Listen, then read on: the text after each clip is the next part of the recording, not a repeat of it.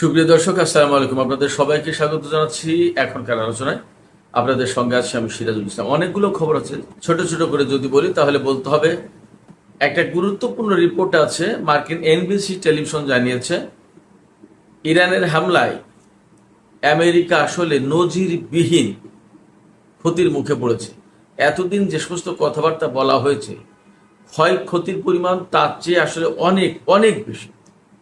এবং সবচেয়ে গুরুত্বপূর্ণ তথ্য হচ্ছে যে ইরানের সাথে আমেরিকা ইসরায়েলের যে যুদ্ধ হয়েছে, এই যুদ্ধে সবচেয়ে মারাত্মকভাবে ক্ষতিগ্রস্ত হয়েছে সিআইএর কেন্দ্রগুলো, বিমান, তারপরে আদার আদার যে সমস্ত যা ক্ষয়ক্ষতি হয়েছে হয়েছে।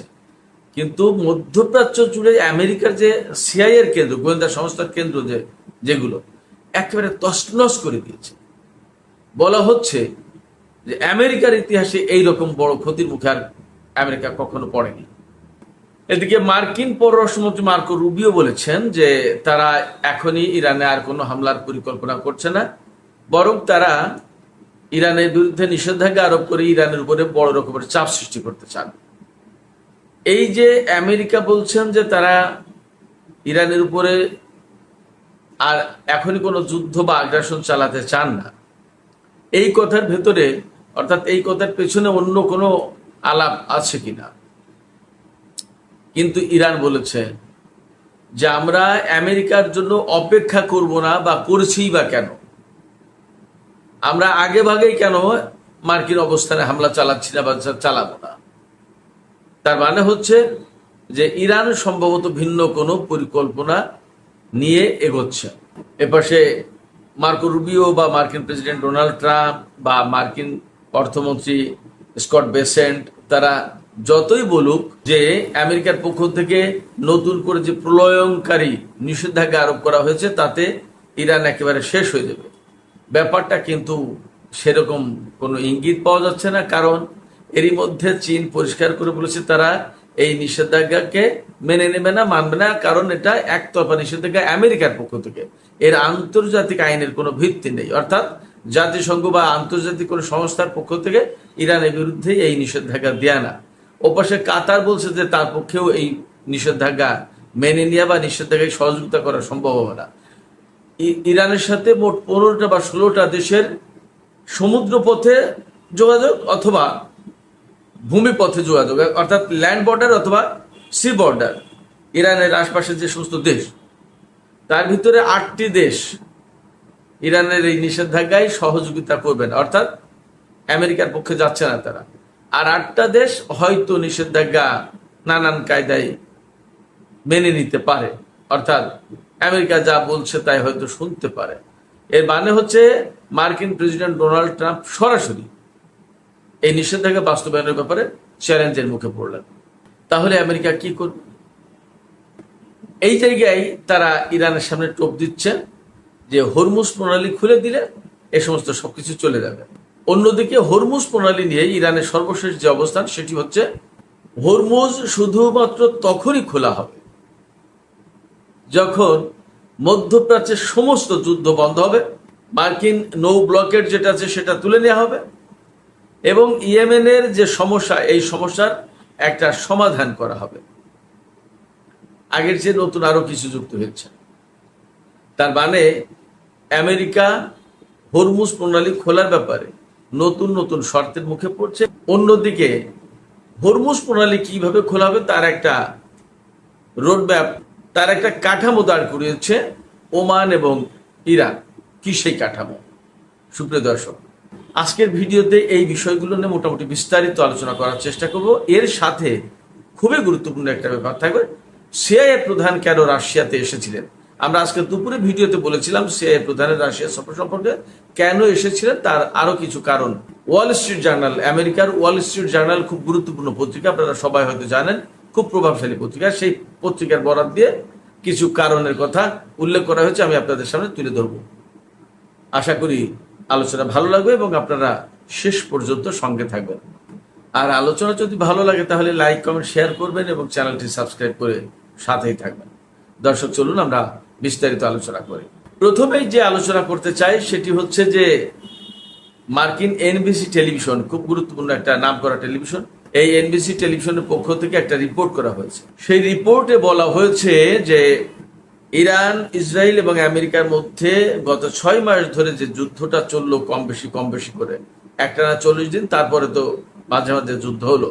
সেই যুদ্ধে আমেরিকা ইতিহাসের নজিরবিহীন ক্ষতির মুখে পড়েছে।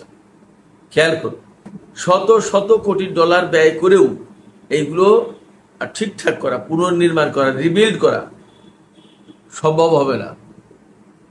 এর ভিতরে সবচেয়ে বেশি ক্ষতিগ্রস্ত হয়েছে, আমি আগেই বলেছি, যে মধ্যপ্রাচ্য জুড়ে বিভিন্ন জায়গায় সিআইএর বিভিন্ন দপ্তর ছিল, কেন্দ্র ছিল, সেন্টার ছিল। এই সমস্ত সেন্টার, এই সমস্ত কেন্দ্র মারাত্মকভাবে ক্ষতিগ্রস্ত হয়েছে। খুবই দামি দামি হাইফাই, অত্যাধুনিক এবং সুরক্ষিত শক্তিশালী বিল্ডিং ছিল এ সমস্ত, বাট ইরানের ক্ষেপণাস্ত্র এবং ড্রোন হামলা এগুলো সব চুরমার হয়ে গেছে। অনেক কিছু আর পুনর্নির্মাণ করা যাবে না, আর অনেক কিছু পুনর্নির্মাণ করতে হয়তো পারবে আমেরিকা, বাট তার জন্য প্রচুর কাঠখড়ি পোড়াতে হবে, বহু অর্থ খরচ হবে এবং বহু সময় সাপেক্ষ ব্যাপার। এই ক্ষয়ক্ষতির ভেতরে যেমন আছে আমেরিকার বিভিন্ন রকমের গোয়েন্দা এবং নজরদারি বিমান, তেমনি যুদ্ধ বিমান, তেমনি রিফুয়েলিং ট্যাঙ্কার বিমান, তেমনি পরিবহন বিমান, তেমনি রয়েছে হেলিকপ্টার। আর ইরানের আকাশে মার্কিন বা ইসরায়েলি ড্রোন গেলেই তো সেটাকে খেয়ে ফেলেছে, বহু সংখ্যক ড্রোন। এর পাশাপাশি বাহরাইনে যে ৫ম নৌবহরের ঘাঁটি ছিল, সেই ঘাঁটিতে ক্ষয়ক্ষতির মাত্রাটা কি, এটা আসলে কখনোই আমেরিকা এগুলো প্রকাশ করবে না। কাতারের যে আলুদিয়াই বিমান ঘাঁটিতে আমেরিকার সেন্টকমের যে সদর দপ্তর ছিল, সেটাই বা সরিয়ে জর্ডানে নিল, তারপরে সেখান থেকে এখন ডিয়েগো গার্সিয়া দ্বীপে নিয়ে গেছে। কোন অবস্থার ক্ষয়ক্ষতির মুখে পড়লে এগুলো করতে বাধ্য হয়? এবং ইন্টারেস্টিংলি বিষয়টা খেয়াল করুন যে এইগুলো ইরানি হামলায় ক্ষয়ক্ষতি হচ্ছে, এগুলো ঠেকাতে পারেনি আমেরিকা। আপনারা ভাবুন, ইসরায়েল এবং আমেরিকা, আমি সবসময় বলি, ইসরায়েল এবং আমেরিকা দুইজন মিলে ইরানের বিরুদ্ধে যুদ্ধ করতে নেমে যখন এইরকম ক্ষয়ক্ষতির মুখে পড়েছে, তাহলে তাদের নিরাপত্তা ব্যবস্থা আসলে ইরানের সামনে কতটা ঠুনকো। অনেকে অনেক রকম কথা বলে। এই কয়েকদিন আগেও আমাকে বলো, ভাই আপনি তো ফেসবুক দেখে কথা বলেন, আপনার এখানে তথ্য নেই, বাস্তবতার সাথে মিল নেই, এটা নেই সেটা নেই, বহু কথা। কিন্তু আপনারাই বলুন যে আমেরিকা যদি এইরকম অবস্থায় থাকতো, তাহলে কি তারা যুদ্ধ বন্ধ করতো? তারা হরমুজ খোলার জন্য এত এত তেলাতেলি করতো, এত পাকিস্তানের সেনাপ্রধানকে, পাকিস্তানের মন্ত্রীদেরকে এত অনুরোধ করতো, বারবার ইরানের কাছে যেতে বলতো যে তোমরা যাও, একটু আলাপ করো, হরমুজ খুলে দেওয়ার ব্যবস্থা করো। সব তো চোরবার করে দেওয়ার কথা। হরমুজ প্রণালীতে ইরান ঠেকিয়ে রেখেছে, তাদের ইরানকে চোরবার করে দেওয়ার কথা না। যারা বাস্তবতা জানে না তারা এই সমস্ত বাহুল্য কথা বলে। যাই হোক, আমি সেগুলোতে কিছু মনে করি না। তো আমি যেটা বলতে চাইছি সেটা হচ্ছে যে ইরানের হামলায় যে নজিরবিহীন ক্ষয়ক্ষতি, এই ক্ষয়ক্ষতিকে আসলে লুকাতে পারছে না আমেরিকা, এবং এটা প্রকাশও করতে পারছে না। আমি একটা কথা বলি, মার্কিন প্রেসিডেন্ট ডোনাল্ড ট্রাম্পের ভাগ্য ভালো যে সে আমেরিকার প্রেসিডেন্ট। সেই দেশের লোকজন এই সমস্ত কোথায় কি হলো না কেয়ার করে না। তাদের খাবার দাবার, তাদের মৌজ মাস্তি ফুর্তি, এগুলো সব ঠিকঠাক আছে কিনা, তারা তাদের জনজীবনে ভালো আছে কিনা এটাই দেখে। তাও তো ভালো নেই, ঝামেলায় পড়ে যাচ্ছে। কিন্তু তারা যদি বাংলাদেশ, ভারত, পাকিস্তান এই রকম কোনো দেশের নাগরিক হতো, তাহলে ডোনাল্ড ট্রাম্পের এতদিন খবর ছিল, বিক্ষোভ মিছিলে অবস্থা খারাপ করে ফেলত, এতদিন হয়তো তার পদত্যাগই করা লাগতো। যে ক্ষয়ক্ষতির মুখে পড়েছে আমেরিকার সামরিক বাহিনী মধ্যপ্রাচ্যে, এটা কোনো আবেগতাড়িত কথা না, বাস্তবতা। সহজ হিসাবটা করুন না কেন, এক ইসরায়েলের সাথে যেখানে আরব বিশ্ব পুরোটা লড়াই করতে পারে না কয়েকদিনের ভিতরে, কাল ইসরায়েলের চোখে চোখ রেখে সবাই মিলে কথা বলার কোনো সাহস নেই। আর সেখানে ইসরায়েল এবং আমেরিকা দুটোর বিরুদ্ধে একসাথে যুদ্ধ করেছে ইরান। এটা খুব সাধারণ করে ব্যাপার না। এবং এখন কি হুমকি দিচ্ছে যে আমরা আমেরিকার হামলার জন্য অপেক্ষা করছি কেন, আমরা যে কোনো মুহূর্তে আমরা হয়তো প্রিএমটিভ, অর্থাৎ আগে ভাগে হামলা চালিয়ে দিতে পারি। হরমুজ খুলতে পারছে না, হরমুজ খোলার শর্ত দিয়েছে। যে হরমুজ খোলার একমাত্র শর্ত হচ্ছে এখন মধ্যপ্রাচ্যের সব জায়গায় যুদ্ধ বন্ধ করতে হবে, তারপরে মার্কিন অবরোধ তুলে নিতে হবে, ইয়েমেনের সংকটের সমাধান করতে হবে। ব্যাস, ভাবেন একবার, তাহলে হরমুজ খোলা কি সহজ হচ্ছে আমেরিকার জন্য? সমস্ত সবকিছু বাদ দিয়ে, যুদ্ধ বাদ দিয়ে এখন আমেরিকা ইরানের বিরুদ্ধে নিষেধাজ্ঞা দিয়ে কাবু করতে চাচ্ছে। আরো এতদিন তো সেই নিষেধাজ্ঞায় ছিল, তা দিয়ে এখন পারছে না, যুদ্ধ করলো, যুদ্ধ দিয়ে পারছে না, এখন আবার নতুন করে নিষেধাজ্ঞা কি করবে? এখন বিশ্বের অনেকগুলো দেশ মানবেই না, আমেরিকার নিষেধাজ্ঞা মানবেই না। এবং এখন মার্কিন গণমাধ্যম, মার্কিন বিশ্লেষকরা বলছে যে আমেরিকা মারাত্মক চ্যালেঞ্জের মুখে পড়লে, এতদিন সামরিক চ্যালেঞ্জের মুখে ছিল, এবার এই নতুন নিষেধাজ্ঞা বাস্তবায়নের ব্যাপারে আমেরিকা ইরানের সামনে চ্যালেঞ্জের মুখে পড়লো। এবং yes, that is right, absolutely correct. প্রচন্ড চ্যালেঞ্জের মুখে চীন মানবে না, কাতার মানবে না, মধ্যপ্রাচ্যের যে সমস্ত নেইবারিং কান্ট্রি ইরানের, তাদের 8টা দেশ মানবে না এই নিষেধাজ্ঞা। তাদের পক্ষে সম্ভব, তারা বলেছে যে ইরানের সাথে তাদের অর্থনৈতিক কানেকশনটা এত ডিপ, এইগুলো বাদ দেওয়া সম্ভব না। যেমন ইরাক কোনো মতে ইরানের থেকে গ্যাস না নিয়ে পারবে না, তাদের বছরে $400 কোটি গ্যাস লাগবে, এটা সাধারণ কোনো ব্যাপার না, শুধু গ্যাস। তো এইরকম অনেক কিছু আমেরিকার কারণে কেন সবাই ক্ষতিগ্রস্ত হবে? এবং ফ্যাক্ট হচ্ছে কি, আমেরিকার এখন আর সেই সামরিক শক্তি প্রভাব প্রতিপত্তি কিচ্ছু নেই। এই মধ্যপ্রাচ্যের যে সমস্ত দেশ যারা আমেরিকার নিরাপত্তার উপর ভরসা করত, সেই সমস্ত দেশ দেখেছে যে তার ক্ষমতা, ফলে তারা আমেরিকার উপর আর ডিপেন্ড করছেন এবং তারা আমেরিকার রক্ত চক্ষুকে আর ভয়ও পাচ্ছে না। তারা বলছে যে তুমি কি, তা আমরা বুঝে গেছি, অত চোখ রাঙায় লাভ নেই। এইরকম একটা প্রেক্ষাপটে ইরানের সামরিক বাহিনী তাদের সামরিক সক্ষমতাকে এখন নতুন করে ঢেলে সাজাচ্ছে। কয়েকদিন আগে তো তারা ডিফেন্সিভ ডক্ট্রিন থেকে অফেন্সিভ ডক্ট্রিনে গেল, এখন তাদের সামরিক সমস্ত সরঞ্জাম, সমস্ত সবকিছু এই যুদ্ধের অভিজ্ঞতার আলোকে আপগ্রেড করছে। তারা বলছে যে এই 40 দিনের যুদ্ধে তারা অনেক অভিজ্ঞতা অর্জন করেছে এবং এই অভিজ্ঞতার আলোকে তাদের কোন অস্ত্র কোথায় ভালো কাজ করেছে, কিভাবে কাজ করলে ভালো রেজাল্ট আসে, এগুলো তারা ঠিকঠাক করেছে, বুঝেছে, গবেষণা করেছে, স্টাডি করেছে এবং সেইভাবে তারা সবকিছু সেট করছে। যেখানে দুর্বলতা আছে সেটাকে আপগ্রেড করার চেষ্টা করছে। এবং ইরান বলছে যে তাদের বেশিরভাগ সামরিক সরঞ্জাম নিজেদের তৈরি, নিজেদের প্রযুক্তি। এদিকে ইরানের সামরিক বাহিনীর মুখপাত্র জেনারেল শেকারচি একটা নতুন তথ্য দিয়েছেন। তিনি বলেছেন যে আমাদের সামরিক লক্ষ্যবস্তু হিসেবে আরো 3টে বিষয় যোগ হয়েছে।